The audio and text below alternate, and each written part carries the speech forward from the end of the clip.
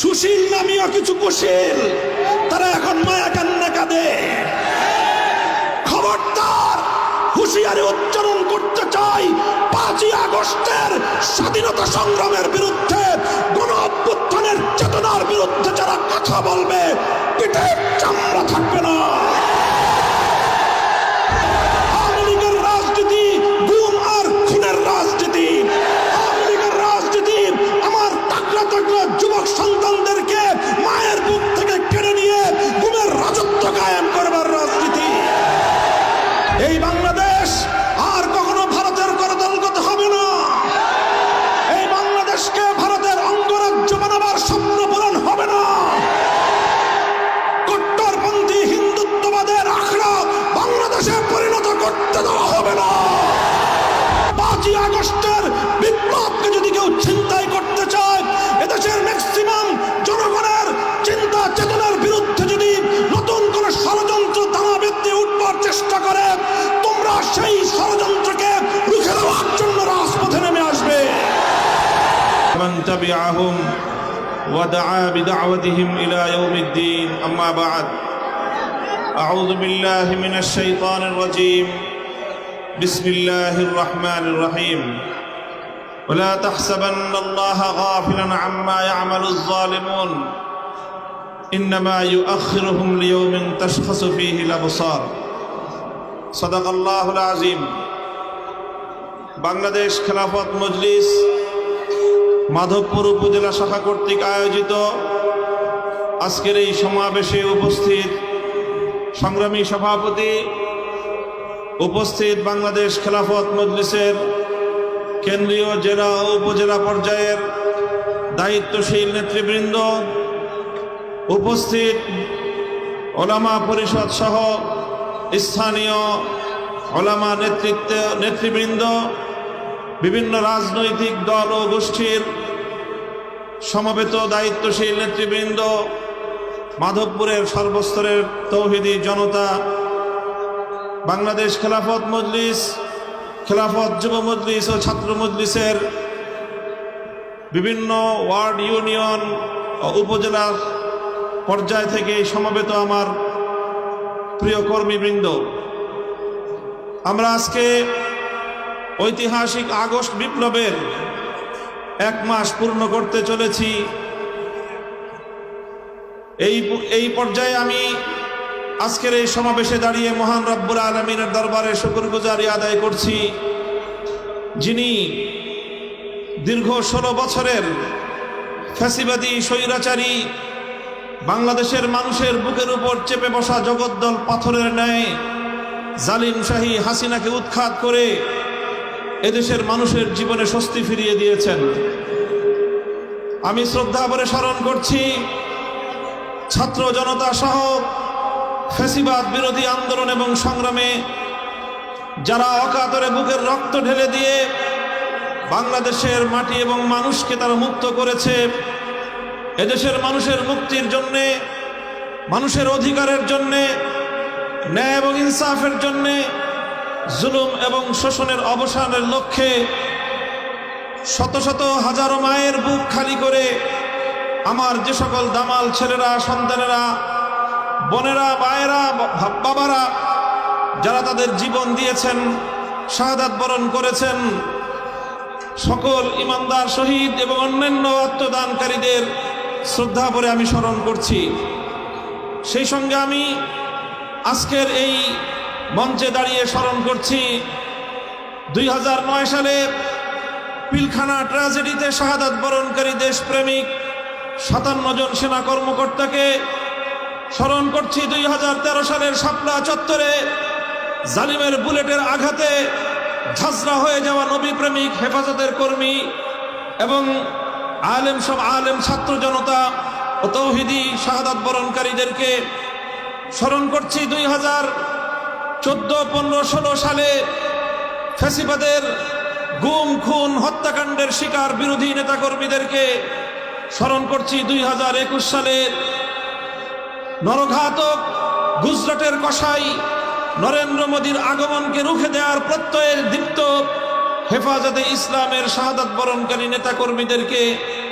এবং দীর্ঘ আন্দোলন এবং সংগ্রামে যত মানুষ হতাহতের শিকার হয়েছে, যাদের অশ্রুতে বুক ভেসেছে, আল্লাহ রাব্বুল আলামিনের দরবারে তাদের সকলের শাহাদাতকে কবুল করে শহীদি মর্যাদা দান করার প্রার্থনা এবং দোয়া করছি। সেই সঙ্গে যারা যেভাবে ক্ষতিগ্রস্ত হয়েছেন, আল্লাহ রাব্বুল আলামিন যেন তাদের সকলের সেই ক্ষতি কাটিয়ে উঠবার তৌফিক দান করেন, সেই দোয়া করছি। বাংলাদেশের বিস্তীর্ণ অঞ্চল প্রতিবেশী সুলভ, বন্ধু রাষ্ট্রের পরিচয় দানকারী, প্রভুত্ব ফলানো ভারতের একতরফাভাবে অন্যায়ভাবে ছেড়ে দেওয়া বানের পানিতে ভেসে যাওয়া বাংলার দক্ষিণ পূর্ব অঞ্চলের বিস্তীর্ণ বানভাসী মানুষের জন্য সমবেদনা প্রকাশ করছি এবং তাদের এই বিপর্যয় কাটিয়ে উঠবার জন্য আল্লাহ রাব্বুল আলামিনের কাছ থেকে তৌফিক কামনা করছি। দেশবাসীর প্রতি আহ্বান জানাচ্ছি, বন্যায় প্লাবিত মানুষের পুনর্বাসনে আপনারা যার যার সাধ্য এবং সামর্থ্য নিয়ে তাদের পাশে দাঁড়াবেন। প্রিয় সাথী ও বন্ধুগণ, বাংলাদেশে 5ই আগস্টের এই বিপ্লবকে, বৈষম্য বিরোধী এই গণ অভ্যুত্থানকে এদেশের মানুষ বাংলাদেশের দ্বিতীয় স্বাধীনতা হিসেবে চিহ্নিত করেছে। আমিও বলতে চাই, 2024 সালের 5ই আগস্ট অনাগত ভবিষ্যতে এদেশের মানুষের জন্য মুক্তির মাইল ফলক হিসেবে বিবেচিত হবে। 5ই আগস্ট আগামী দিনে হয়তো বাংলাদেশের মুক্তিগামী জনতার চেতনার একটি বাতিঘর হিসেবে জ্বলজ্বল করতে থাকবে। হয়তো আগামী দিনের প্রজন্ম 5ই আগস্টের বিপ্লব থেকে তারা বিপ্লবের চেতনা শিখবে। নতুন এই স্বাধীনতা পরবর্তী সময়ে আমি বাংলাদেশের সকল রাজনৈতিক ঘরানার নেতাকর্মী, দেশের আপামর জনসাধারণকে একটি বিষয় আমি সতর্ক করতে চাই। 1971 সালের রক্তক্ষয়ী মুক্তিযুদ্ধের মধ্য দিয়ে যখন বাংলাদেশের মানুষ স্বাধীনতা অর্জন করেছিল, স্বাধীন বাংলাদেশের অভ্যুদয় ঘটেছিল, 71-এর পরবর্তী সময়ে কিছু দুঃখজনক বঞ্চনার ঘটনা সংঘটিত হয়েছিল।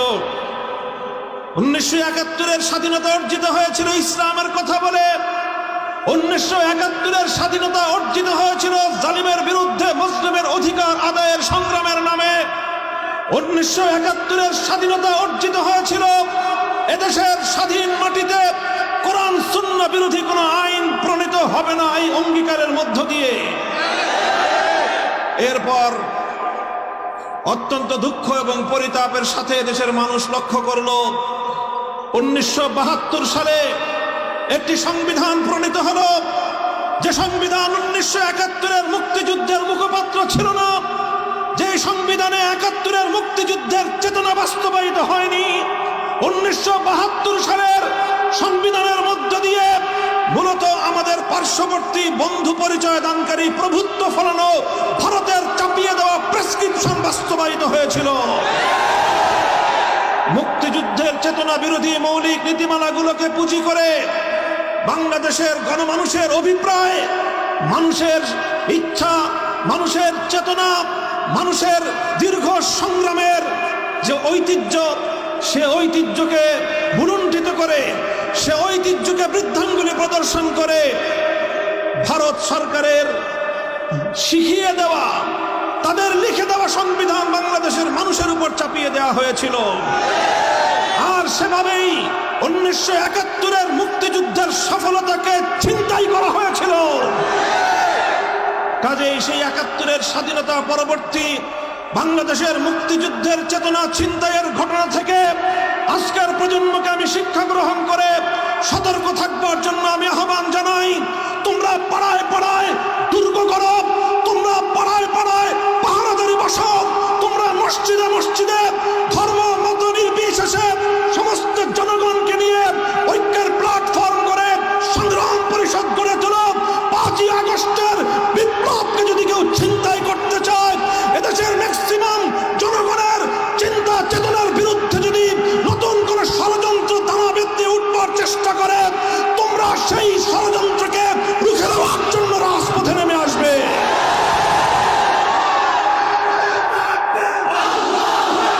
তন্ত্রমন্ত্রের দিন শেষ বাংলাদেশ। সংগ্রামী সাথী ও বন্ধুগণ, আজকের এই মঞ্চ থেকে বৈষম্য বিরোধী ছাত্র জনতাকে আমি অভিনন্দন জানাই। তারা শুধুমাত্র গণ অভ্যুত্থান অর্জিত হওয়ার পরেই, গণ অভ্যুত্থান সংগঠিত হওয়ার মাধ্যমেই তারা তাদের দায়িত্ব ক্ষান্ত করেনি, বরং নতুন অভ্যুত্থানকে ব্যর্থ করার জন্য জাতীয় এবং আন্তর্জাতিক পর্যায়ে দেশের ভিতরে বাইরে যত ষড়যন্ত্র চলছে সেই ষড়যন্ত্রগুলোকে মোকাবেলা করবার জন্যে বৈষম্য বিরোধী ছাত্র আন্দোলনের নেতৃবৃন্দ তারা সতর্ক প্রহরার মাধ্যমে অনেকগুলো ষড়যন্ত্রকে তারা ব্যর্থ করে দিয়েছে। আমি দেশবাসীকে বলতে চাই, বাংলাদেশ খেলাফত মজলিস এবং তার সহযোগী সংগঠনের নেতাকর্মীদেরকে বলতে চাই, হেফাজতে ইসলাম বাংলাদেশ সহ এদেশের আলেম সমাজকে বলতে চাই, শুধু আমাদের সন্তান তুল্য ছাত্র জনতা হয়তো এই বাংলাদেশের ভিতর এবং বাহির থেকে পরিচালিত ষড়যন্ত্রকে তারা যথাযথভাবে মোকাবেলা করার ক্ষেত্রে হিমশিম খেতে পারে। এজন্য আমাদেরকে ইস্পাত কঠিন দৃঢ়তা নিয়ে মাঠে ময়দানে আমাদের উপস্থিতির জানান দিতে হবে। এই বাংলাদেশ আর কখনো ভারতের করদলগত হবে না। এই বাংলাদেশকে ভারতের অঙ্গরাজ্য বানাবার স্বপ্ন পূরণ হবে না। কট্টরপন্থী হিন্দুত্ববাদের আখড়া বাংলাদেশে পরিণত করতে দেওয়া হবে না। বাংলাদেশ একটি উদার মুসলিম রাষ্ট্র। শত শত বছরের আন্দোলন এবং সংগ্রামের মধ্য দিয়ে স্বাধীন বাংলার এই ভূখণ্ড অর্জিত হয়েছে। এই স্বাধীন বাংলার ভূখণ্ড অর্জন করতে গিয়ে তিনটি আধিপত্যবাদী সংগ্রামের বিরুদ্ধে আমাদেরকে অতীতে লড়াই করতে হয়েছে। 1971 সালে স্বৈরাচারী পশ্চিম পাকিস্তানিদের বিরুদ্ধে লড়তে হয়েছে। তার আগে বঙ্গভঙ্গের মাধ্যমে সেই কলকাতার দাদাবাবুদের বিরুদ্ধে, রবীন্দ্রনাথ ঠাকুরদের বিরুদ্ধে এদেশের মুসলিম জনতাদেরকে সংগ্রাম করতে হয়েছে। তার পূর্বে ব্রিটিশ বেনিয়াদের সাম্রাজ্যবাদের বিরুদ্ধে লড়াই করার পর স্বাধীন বাংলাদেশের মাটি মুক্ত হয়েছে। কাজেই আমাদেরকে সেই সংগ্রামের ধারা অব্যাহত রাখতে হবে। এদেশের ৯৭% মুসলমানদের ধর্মীয় চেতনাকে পদপিষ্ট করে কবির রবীন্দ্রনাথ ঠাকুরদের গান বাংলাদেশের মানুষের কাঁধের উপর চাপিয়ে দেওয়ার ফ্যাসিবাদী সিদ্ধান্তকে পরিবর্তন করার জন্য অন্তর্বর্তীকালীন সরকারের প্রতি আমি জোর দাবি জানাবার চেষ্টা করছি। সংগ্রামী সাথী ও বন্ধুগণ, আমি আপনাদেরকে বলবো এবং আপনাদের মাধ্যমে আওয়ামী লীগের নেতাকর্মীদেরকে বলবো, আপনারা এই আওয়ামী লীগ নিয়ে বাংলাদেশে আর রাজনীতি করার চেষ্টা করবেন না। বলবেন কেন? আমি আওয়ামী লীগকে নিষিদ্ধ করার কথা এই মুহূর্তে বলছি না। তবে আমি যেটা বলছি, 1971 সালের পূর্ববর্তী এই দেশ মুসলিম লীগের দ্বারা শাসিত হয়েছিল, মুসলিম লীগের দ্বারা শোষিত হয়েছিল। এদেশের মানুষ মুসলিম লীগের দ্বারা বঞ্চিত হয়েছিল। 1971-এর পরে মুসলিম লীগের প্রাসঙ্গিকতা বাংলাদেশে আর অবশিষ্ট থাকে নাই। 1971 পূর্ববর্তী সময়ে মুসলিম লীগ যা করেছিল, 2024 সালের 5ই আগস্টের পূর্ববর্তী সময়ে আওয়ামী লীগ তাই করেছে। কাজেই বাংলাদেশের মানুষ যেমন মুসলিম লীগের রাজনীতি আর করে নাই, এদেশের মানুষ আর আওয়ামী লীগের রাজনীতি করবে না। আওয়ামী লীগের রাজনীতি মানুষকে হত্যার রাজনীতি, আওয়ামী লীগের রাজনীতি লুটপাট আর দুর্নীতির রাজনীতি, আওয়ামী লীগের রাজনীতি সাম্প্রদায়িক উস্কানি দিয়ে সাম্প্রদায়িক সংঘাত তৈরি করবার রাজনীতি, আওয়ামী লীগের রাজনীতি গুম আর খুনের রাজনীতি, আওয়ামী লীগের রাজনীতি আমার তাকড়া তাকড়া যুবক সন্তানদেরকে মায়ের বুক থেকে কেড়ে নিয়ে গুমের রাজত্ব কায়েম করবার রাজনীতি। এই রাজনীতি আর বাংলাদেশের মানুষ, বাংলাদেশে আর এই রাজনীতি করা যাবে না। শেখ হাসিনাকে বলতে চাই, পালিয়ে গেছেন ভারতে। বাংলাদেশের 1 ইঞ্চি মাটি, বাংলাদেশের 1 ইঞ্চি জলপথ, নৌপথ এবং সড়ক পথ পালিয়ে যাওয়ার জন্য এদেশের মাটি আপনাকে সহযোগিতা করে নাই। আপনি এই দেশের মাটির সঙ্গে গাদ্দারি করেছেন। আপনার রাজনীতি ছিল বাংলাদেশের মানুষ থেকে প্রতিশোধের রাজনীতি। আপনার বাবার 1972 সাল থেকে 75 সাল পর্যন্ত বাকশালী রাজনীতির কারণে 30 লক্ষ মায়ের বুক খালি করার কারণে শেখ মুজিবের নেতৃত্বাধীন শেখ মুজিবুর রহমানের কায়েমকৃত বাকশালকে এদেশের মানুষ উপড়ে ফেলেছিল। 30,000 মায়ের বুক খালি করে শেখ মুজিবুর রহমান সাহেব তিনি তার একক আধিপত্য বিস্তার করার চেষ্টা করেছিলেন। 15ই আগস্টের মাধ্যমে শেখ মুজিবুর রহমান সাহেব সপরিবারে নিহত হয়েছেন। সেই ঘটনা নিয়ে আমি আমার কোনো মন্তব্য করতে চাই না, কিন্তু বলতে চাই 15ই আগস্টের ঘটনার মূল্যায়ন করতে হলে তার আগে সিরাজ শিকদার সহ বাংলার মাটিতে হত্যাকাণ্ডের শিকার 30,000 যুবকের হিসাব দিতে হবে। তার আগে হাজার হাজার আলেমদেরকে 1971 সালের মুক্তিযুদ্ধ পরবর্তী সময়ে বিনা বিচারে যাদেরকে কারারুদ্ধ করে নির্যাতন করা হয়েছিল সেই হিসাব কষতে হবে। সেই হিসাব না কষে শেখ হাসিনা ঘোষণা দিয়েছিলেন যে দেশের মানুষ তার বাবাকে খুন করেছে তিনি সেই দেশের মানুষ কাছ থেকে প্রতিশোধ নিয়ে ছাড়বেন। সেটা তার 75 সালের ঘোষণা ছিল শেখ হাসিনার। 50 বছর রাজনীতি করেছেন 75 সাল থেকে 2024 সাল। 24 সালে এসে আজ কথা বলতে দ্বিধা নেই। শেখ হাসিনার 50 বছরের রাজনীতি ছিল বাংলাদেশের মানুষের বিরুদ্ধে প্রতিশোধ গ্রহণের রাজনীতি। শেখ হাসিনার 50 বছরের রাজনীতি দেশকে তলবিহীন ঝুড়িতে পরিণত করবার রাজনীতি।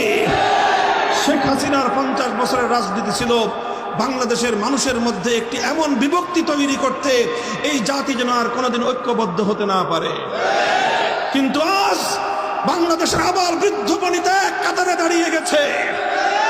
স্কুল থেকে আমার ছেলেমেয়েরা নেমে এসেছে, কলেজ থেকে আমার সন্তানেরা রাজপথে নেমেছে, মাদ্রাসা থেকে আমার সন্তানেরা হাতে হাত ধরে রাজপথে দাঁড়িয়ে গেছে।